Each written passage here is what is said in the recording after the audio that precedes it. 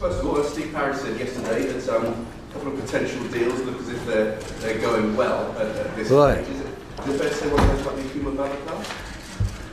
Well, you have to ask Steve about that. I'm glad he says a few deals are going well, but I don't know about that deal in particular. And I certainly don't intend really to talk about transfer targets, because I know that Steve, in particular with Doug Freeman, they're working very, very hard to try and work out a few players or work on a few deals on players that could help us become a better squad. So I don't want to be speaking really about anything that I don't know for certain.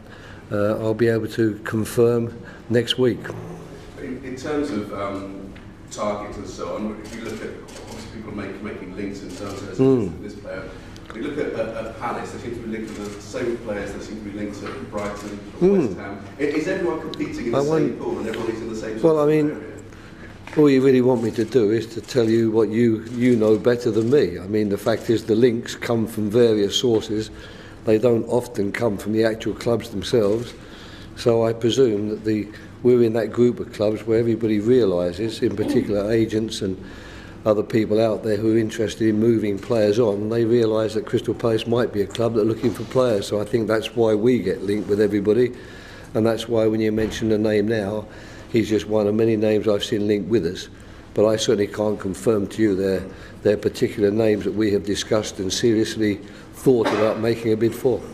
In terms of that competitive market, and if it is the case that everyone seems to be going for the same players or has particular targets, what can you say to any potential player coming here that would single Crystal Palace out? What could you offer them as different? Yeah, well, that's a very good question, of course. And basically, I'm sure that every manager who's looking to sign a player will be pitching and trying to put his club in the best possible light. But I obviously believe this is a club that has very, very good potential. We're in the heart of London. I think we have a setup which would enable us, if we are able to get out of the mess that we've got ourselves into in this particular year, if we can get out of that mess, I think we're a club that could certainly move forward.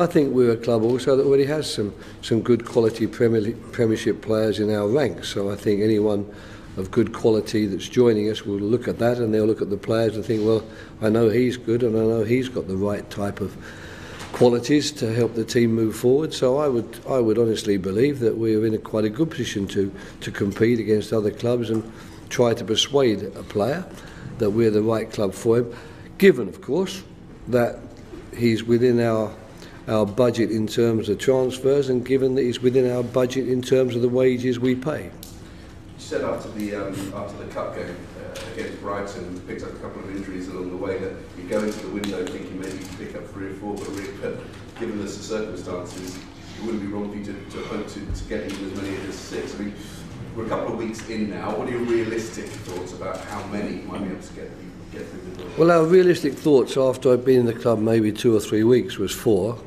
That's what we were hoping, that we thought we needed that just to cover and make our squad as well balanced and as well covered as we needed it to be. So the reason I said it could go higher than that is quite simply because we've lost certainly 2 players for the rest of the season.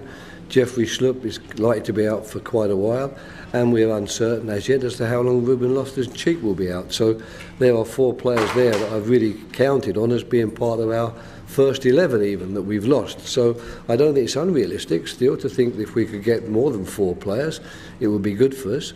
If we don't get the 4 players, then our squad's going to be short of numbers apart from anything else. We're certainly going to be weak in certain areas where we don't have the cover and the competition for places we would like, but we're also going to be actually short of numbers. But given that we're a couple of weeks in, there's not that much time left and there are players coming through the way. Could it end up being a bit of a desperate scramble at the end to get those numbers? Well, I hope not. I mean, that's not the way that I particularly want to work, and it's not the way that Steve and Doug Freeman want to work either. I think quite a lot of work is going on behind the scenes at the moment. It's just because I can't sit here today in front of you and say, yes, we're just on the verge of signing X, Y and Z. That doesn't mean to say that we might not be on the verge of signing X, Y and Z. But like all managers, I guess, we prefer to wait until something is certain before we start telling you that this is a deal which is likely to be completed. In terms of players going out. I think everyone around the club is determined that Wilfred Zaha is going nowhere. I think that's likely to be the case.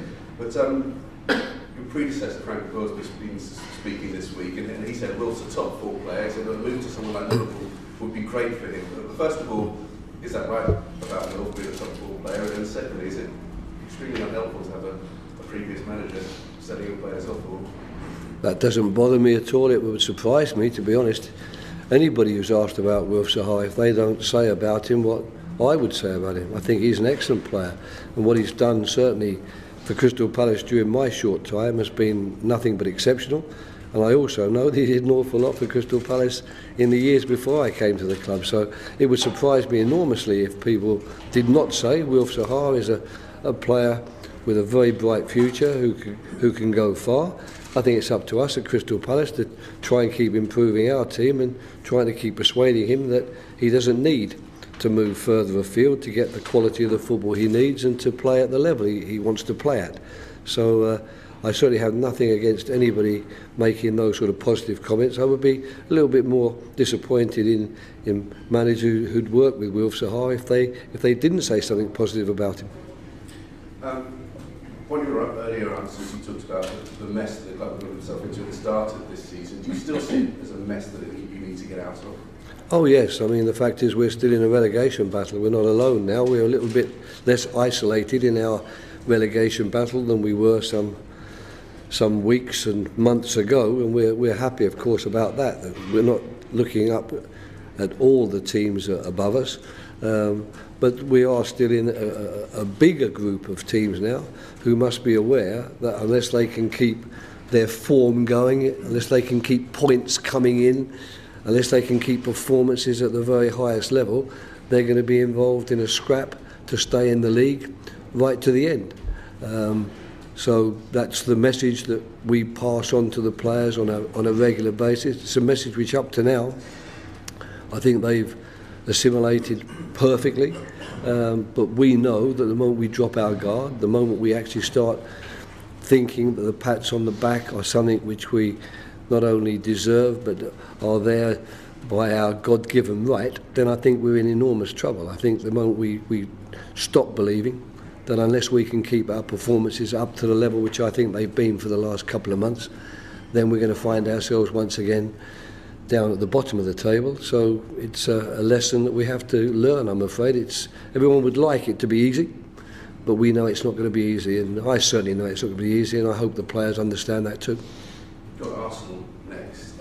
That's not easy for a start. Not easy, but is it perhaps as good a time as any to be facing them? They seem to be having a lot of distractions in and around the club at the moment. I think they're getting a lot of players of good quality that I know Arsene would like to see in his team coming back from injury and likely to play on Saturday, so that will make them certainly a bit stronger maybe than they've been the last couple of weeks when these guys haven't been available. They've got Jack Wilshere back in resurgent form, and I suppose the only negative for them is what's been going on around the transfer of Sanchez, or the non-transfer of Sanchez, whatever it turns out to be. I think they'll be in a very strong state on Saturday. I think that they'll be very hungry to prove the people who want to write them off wrong.